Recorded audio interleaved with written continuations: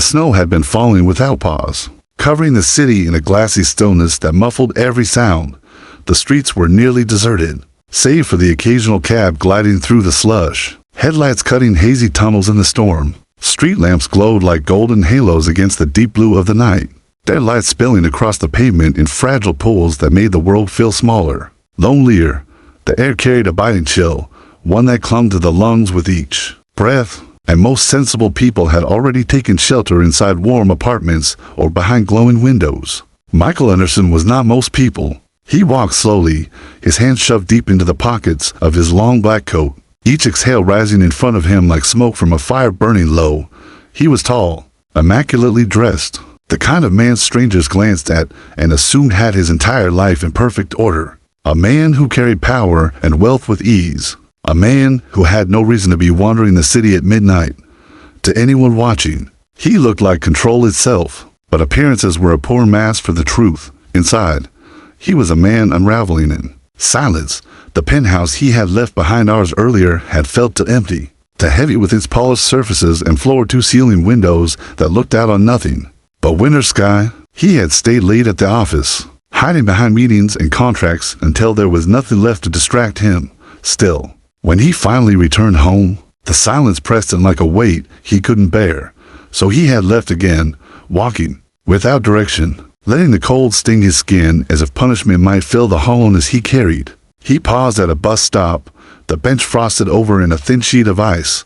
He sat, not because he waited for a bus, but because sitting in the cold felt easier than standing in the silence. The night was so still that the sound of snowflakes brushing the pavement felt louder than the hum of the distant traffic.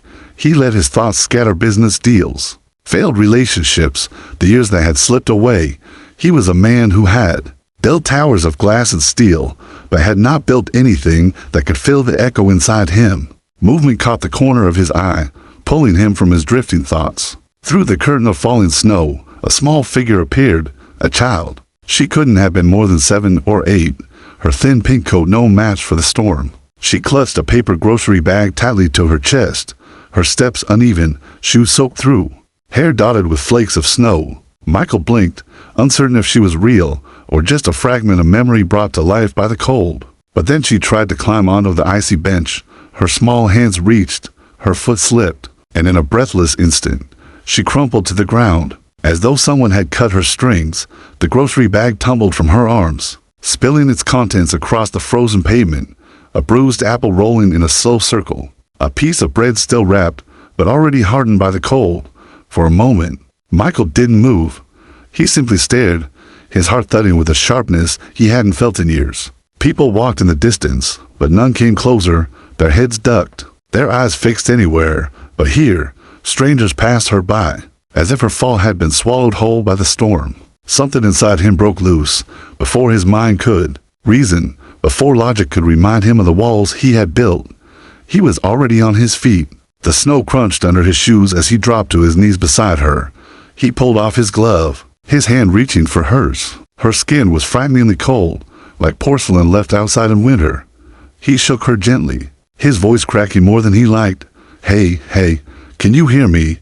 Her eyelids fluttered open, revealing wide, frightened eyes. She blinked up at him, her lips parting to whisper something that pierced deeper than the cold ever could. "I have to take this home," she said weakly, her small hand twitching toward the grocery bag. "My mommy. She's sick." Michael's breath caught, his throat tightening until it hurt to swallow. The words echoed in the frozen air, words no child should ever have to say. Instinct, not calculation, carried him as he scooped her up into his arms. She weighed almost nothing, her head dropping against his shoulder, her tiny hand clinging desperately to the collar of his coat as though afraid he might let go. For the first time in years, Michael Anderson's world was not measured in profit, margins, or negotiations. It was measured in the fragile breaths of a little girl who had just collapsed in the snow. And as he rose, holding her close, he knew with startling clarity, this night was about to change everything. The hospital air was sharp with disinfectant and humming fluorescent lights. But Michael barely noticed. His focus narrowed to the little girl in his arms as he pushed through the sliding doors. Snow clinging to his shoulders, a triage nurse, looked up, her eyes flicking from his expensive coat to the child pressed against his chest. She didn't ask questions, Didn't hesitate, just waved them through as a bed was wheeled forward. Michael laid her down carefully, his hands lingering at her side longer than he intended, as if letting go might undo the fragile thread keeping her with him. The nurses worked quickly, checking her pulse, slipping an oxygen mask over her mouth, threading for tubes into her tiny arm. She didn't resist. She just lay still, too weak to do more than breathe. Then, as though some invisible tether pulled her back, her eyes fluttered open again. Her voice was faint, more air than sound. "My name's Ava." The syllables were soft, yet they landed inside him with unexpected weight. Michael repeated it silently, testing the way it settled in his mind. Ava. He hadn't spoken a child's name in years, not since his own past had been shuttered behind boardroom doors and glass towers. The nurse looked at him. "Are you family?" He opened his mouth, but no words came. Ava's lips moved faintly again, and this time she whispered something that stripped away every defense he had built. "You stayed." Her eyelids closed once more, surrendering to sleep. Michael sat frozen at the foot of the bed, his chest rising and falling just sharply. He wasn't her family.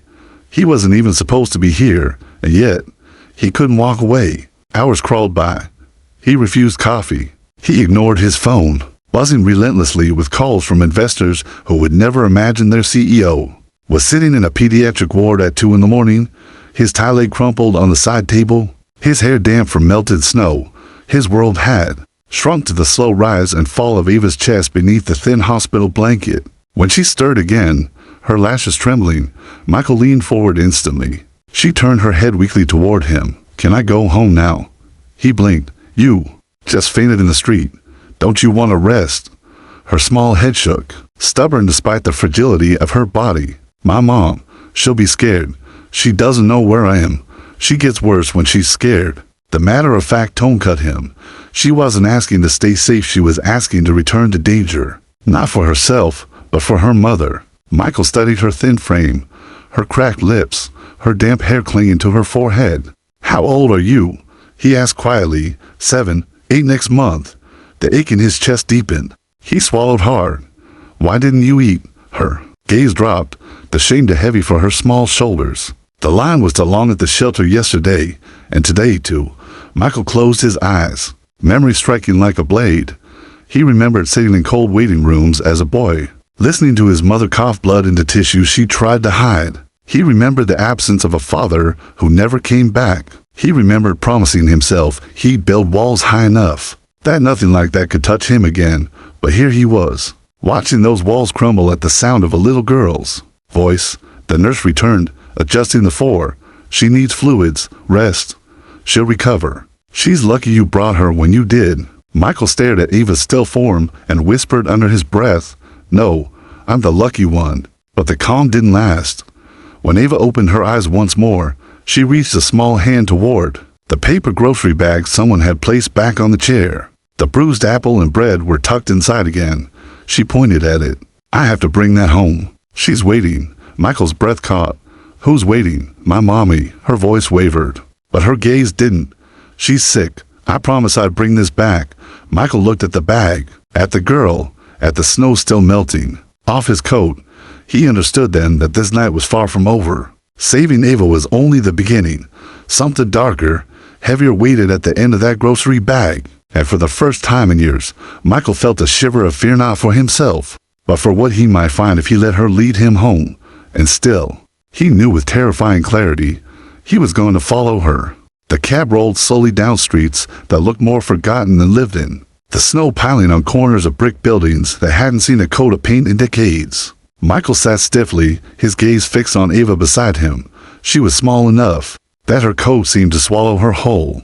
Yet she clutched that grocery bag in her lap with the intensity of a soldier guarding a secret. She didn't speak, only tapped her fingers lightly against the paper as though counting invisible beats. Every so often, her eyelids sagged, her body leaning toward him. But each time she snapped herself awake, he wanted to tell her to rest, that she was safe now, that the hospital should have kept her overnight.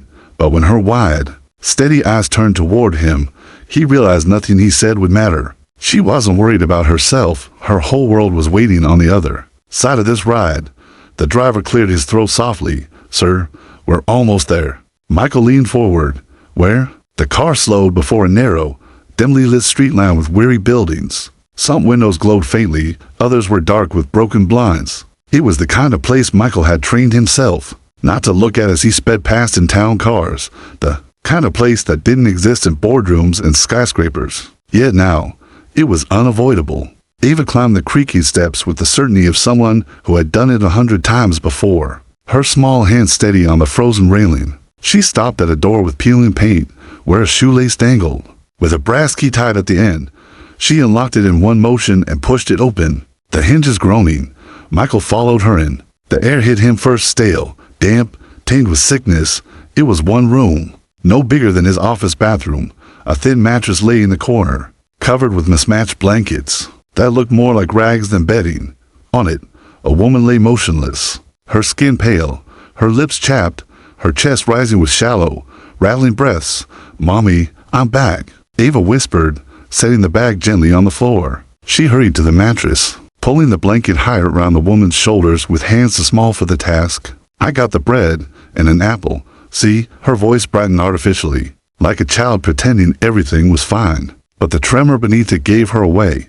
Michael stepped closer. The woman Elena, he guessed, could not have been older than mid-30s. Yet illness had carved her face into something decades older. Her hair clung damply to her forehead, her skin almost gray. Michael knelt, pressing the fingers to her wrist. The pulse was faint, too faint. For a long moment, he couldn't speak. He had spent years calculating profit and loss, gambling with millions like it was poker chips. But this wasn't a calculation. This was certainty. If nothing was done tonight, she would die. Eva looked up at him, her eyes too wide to know him for her age. "She just needs rest," she said softly, as though repeating something she'd been told by strangers who passed and never stayed. "She always gets better." Michael swallowed the tightness in his throat. He pulled out his phone, his voice low but firm. "Call a private ambulance," he told his driver. Then he looked at Eva. At this time, his words were not for business, but for her alone. "You're not going anywhere without her, I promise." Eva blinked at him, her small hand still clutching her mother's. Something in her expression shifted, an almost imperceptible relief, as if she wanted to believe him, but wasn't sure if she could. Minutes later, the sound of sirens echoed faintly down the street. The paramedics entered, their presence filling the cramped room with urgency. They lifted Elena onto a stretcher, oxygen mask already secured, for bags prepared. Eva scrambled to follow, but Michael gently caught her hand. "Stay with me. We're going with her." Her grip tightened around his fingers, not with fear, but with a desperate kind of trust. As the stretcher rolled out into the snow, neighbors peeked from cracked doors, whispers rising like smoke. Michael ignored them. His gaze was locked on the woman whose life hung by a thread and the girl who had walked through a storm, with nothing but a bruised apple and bread, carrying a burden far too heavy for her shoulders. The ambulance doors slammed shut. Michael climbed in after them. Snow swirled in the headlights as the vehicle roared to life. For the first time in years, Michael Anderson was not running away from silence. He was racing straight into it toward a battle he hadn't chosen, but one he already knew he couldn't walk away from. The ambulance ride blurred into fragments of light and sound, the wail of sirens splitting the night, the rhythmic hiss of oxygen being pumped into Elena's frail lungs. Eva's small hand trembling inside Michael's larger one.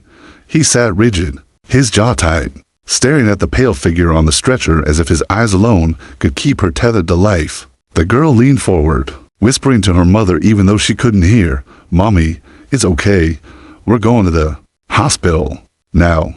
Don't be scared.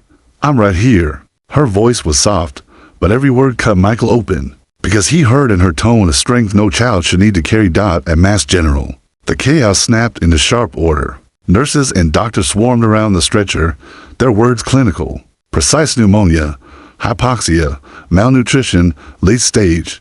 Michael followed as far as he was allowed, then stopped behind the glass wall of the ICU. Elena was swallowed by wires and tubes, her chest rising shallowly beneath the weight of machines that now fought for her. He pressed his hand against the cold glass, the fluorescent lights humming overhead. For the first time in decades, Michael Anderson, CEO, strategist, man of unshakable composure, felt helpless. All his money, all his power, meant nothing in this moment but the ability to buy time, and time was already slipping away. Beside him, Eva stood on tiptoe, her tiny palm pressed against the same glass. She didn't cry. She didn't scream.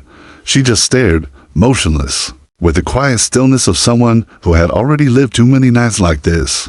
Her lips moved in a whisper only Michael could hear. They won't send her away this time, right?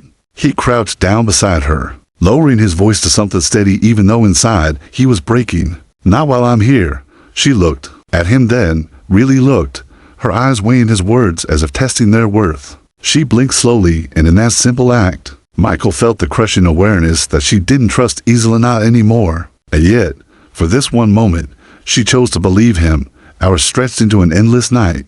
Michael paced the waiting area, his expensive shoes tracking melted snow across the linoleum. His phone buzzed with messages from investors, from board members, from people who lived in a world where the most urgent matter was the closing of $1 billion merger. He silenced them all. None of it mattered here. What mattered was the fragile thread of breath in the woman beyond the glass, and the child curled up in a plastic chair, grocery bags still clutched to her chest as if it were an anchor. Around 3 in the morning, the doctor emerged. His expression was grave. Michael straightened instantly. She's stable for now, the doctor said. His voice lowered. But it's late-stage pneumonia, likely untreated for months. Her immune system is depleted. Malnutrition complicates everything. The next steps will be long, costly, and difficult. Michael's throat tightened. Do whatever it takes, he said without hesitation. The doctor nodded slowly, almost surprised by the certainty in his tone. We'll fight. For her. When Michael turned back, Eva was watching him. She asked with childlike bluntness, did he say she'll be okay? Michael knelt so they were eye to eye. He swallowed hard before answering, his voice rough. They're going to fight for her, Eva, and so will I. She nodded once, silent, then leaned back in the chair, clutching the grocery bag like it was proof she had kept her promise for the first time all night. Her eyelids grew heavy and she drifted into sleep, her head tilted against the chair's armrest. Michael sat down beside her, draping his coat over her small body, but his mind didn't rest. As the hours passed, he stared at the IQ doors, memory bleeding through the walls he had built. He remembered sitting in another hospital years ago, his mother coughing blood, doctors shaking their heads. He remembered his father walking out one night and never returning. He remembered the vow he had made as a boy, never again. He would build a fortress of glass and steel so high that pain could never touch him. And yet here he was, every wall cracking under the weight of a little girl's whisper. Do families choose each other, even if they don't start that way? The question lingered like a knife in his chest. By dawn, the snow outside had slowed, the city cloaked in a pale light. Michael hadn't moved from his chair. He looked at Eva, her small hand curled around the handle of the grocery bag even in sleep. And for the first time in years, he wasn't thinking about profits or markets. He was thinking about promises, and deep in his gut, he knew one thing, with startling clarity: if he walked away now, he would never forgive himself. The storm had eased by the third night, but inside the hospital, the tension only grew heavier. Elena's condition had stabilized under the machines and the constant watch of doctors, but her body remained fragile, her breathing shallow. Michael hadn't left the hospital once. He sat through every hour, ignoring the cascade of unanswered calls piling on his phone. His assistant had texted him twice.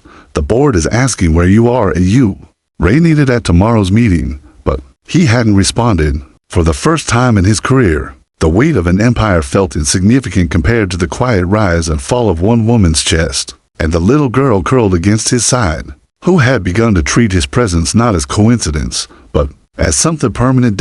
It was nearly dawn when the quiet cracked. The sliding doors of the lobby banged open, letting in a rush of cold air. Michael turned, instinct sharpening. A man strode in, tall, shoulders squared beneath a worn leather jacket that had seen better years. His eyes scanned the room like a predator searching for prey. When they landed on the small figure standing beside Michael, his voice cut the silence like a blade. Eva. The girl jolted, her fingers tightening instantly around Michael's sleeve. Her whole body went rigid, a shiver running through her. Despite the warmth of his coat draped around her, she didn't move toward the man. She pressed herself closer to Michael, her eyes wide, fearful. The man approached, his boots heavy against the tile. There you are, he said, voice carrying both relief and something darker, an edge of ownership, entitlement. You shouldn't be here. Come with me. Michael rose slowly, his height putting him directly in the man's path. "Who are you?" The man sneered. "Who the hell are you?" "I'm her father." The word landed like a stone in the space between them. Ava flinched. Her voice came out then, breaking at the edges. "He left us." She was trembling now, clutching Michael's coat sleeve with both hands. "He never came back." The man's jaw tightened. "I've got rights. She's mine."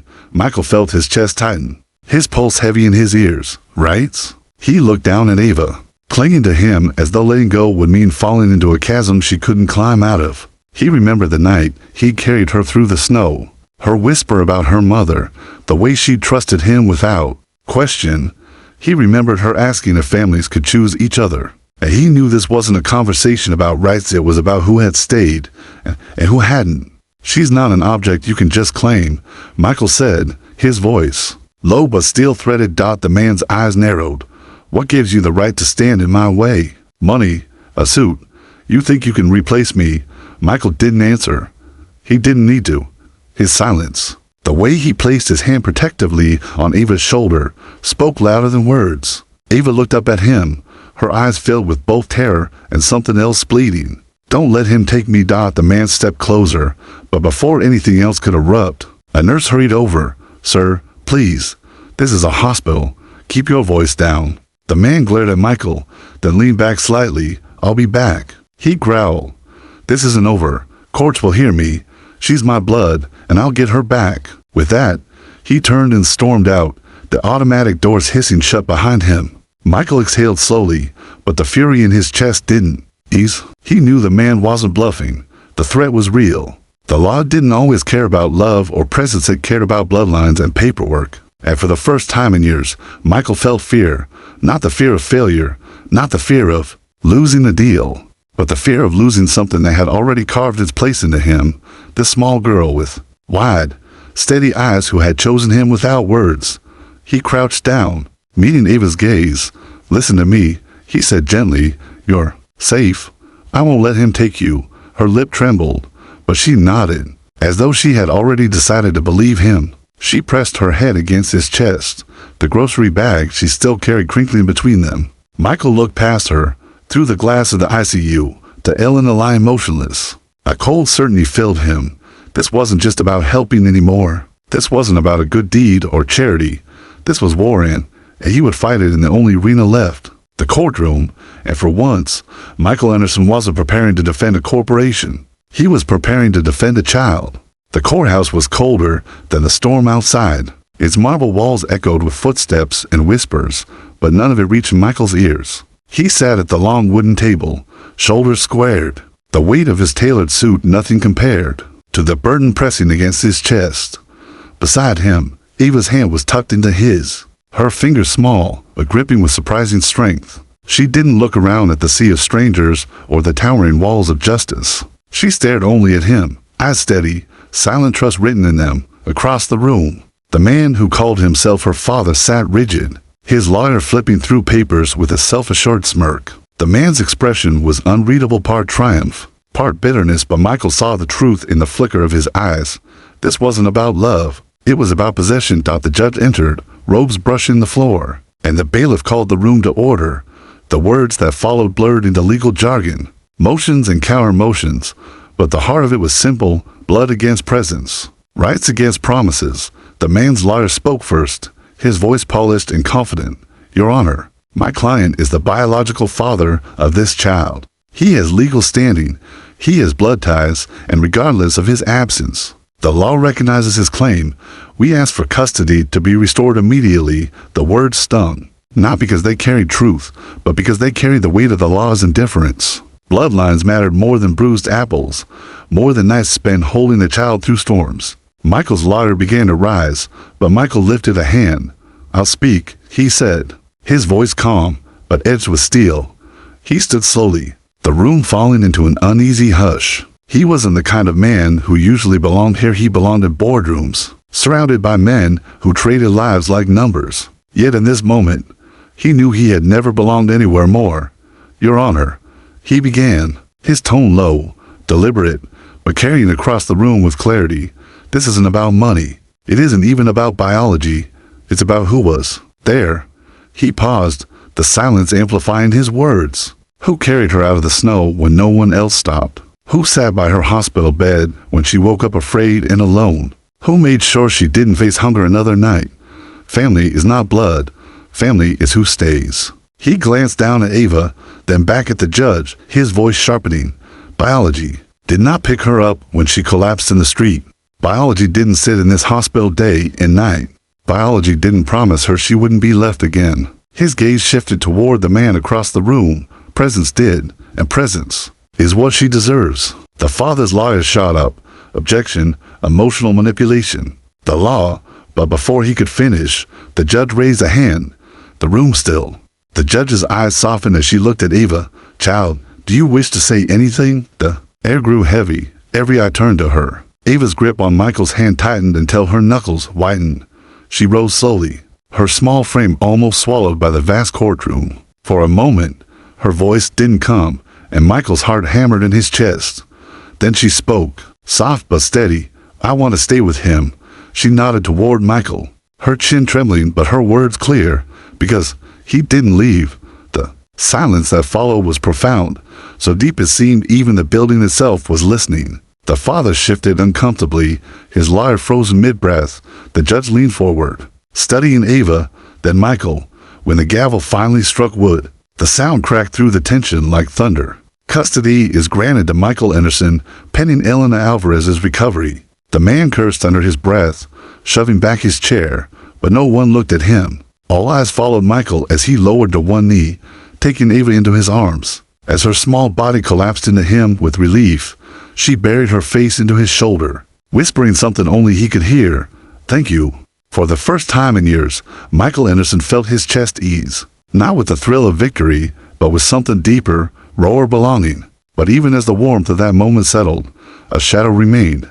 Elena's life still hung in the balance, and Ava's happiness could vanish with one call from a doctor. The courtroom had given them a fragile victory, but the real battle, the one for life, for healing, for family, was still waiting beyond hospital walls.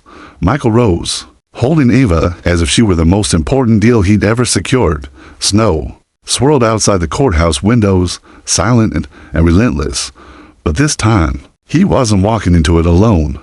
Snow was falling again when Michael carried Ava out of the courthouse. Thick flakes drifted from a gray sky, settling on her hair, on the sleeve of his coat, on the courthouse steps that gleamed slick under the winter morning. The air bit cold, but the girl clung to him as if warmth was something she drew directly from his heartbeat. He tightened his grip, not because she might fall, but because he realized for the first time how terrified he was of letting go. The driver pulled the sleek black car to the curb, but Michael shook his head. Not the penthouse, he murmured. The hospital, and the driver, who had seen more in the last 3 nights than in all his years of service, simply nodded. When they returned to Mass General, the halls were alive with beeping machines, and the steady shuffle of nurses. Elena was awake this time. Barely. Her eyes opened as Ava rushed to her side, the small grocery bag still in her arms as if it were a holy relic. Mommy, she whispered, crawling onto the chair by her mother's bed. I brought the bread, and an apple, I promised. Tears slipped down Elena's hollow cheeks. She reached out, brushing trembling fingers against her daughter's hair.